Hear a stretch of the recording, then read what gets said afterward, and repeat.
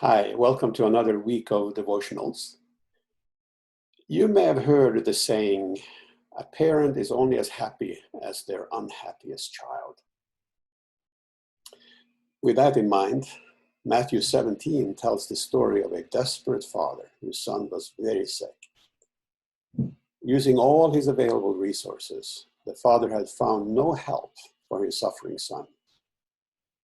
He had even taken his son to Jesus' disciples, but he didn't find a solution there. Now, Jesus had been on the Mount of Transfiguration with three of his disciples, but the remaining disciples could not provide a solution for this father. And you can imagine that this father was probably exhausted, living in constant anxiety of having no idea when another seizure might take place. And so, being out of options and most likely emotionally and physically drained, he came and fell to his knees before Jesus, desperate for someone to help.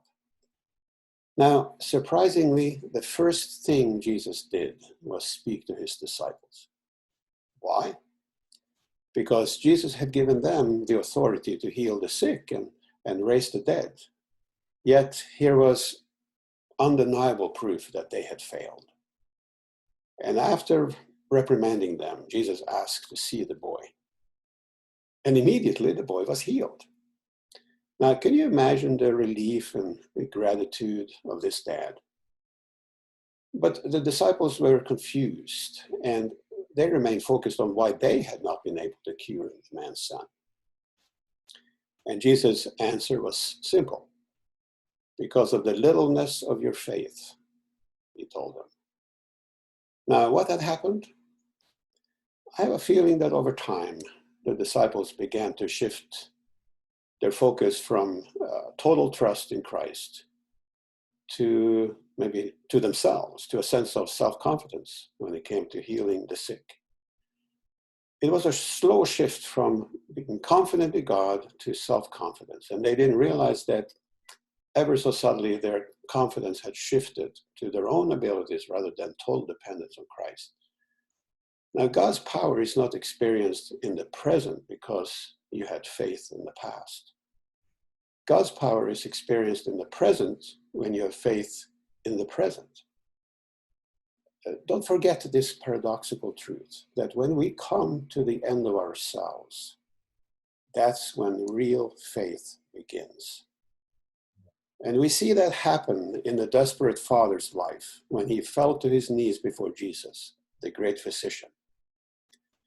We see it happen in the lives of the disciples as they began to understand how they had shifted their faith from Jesus to faith in themselves.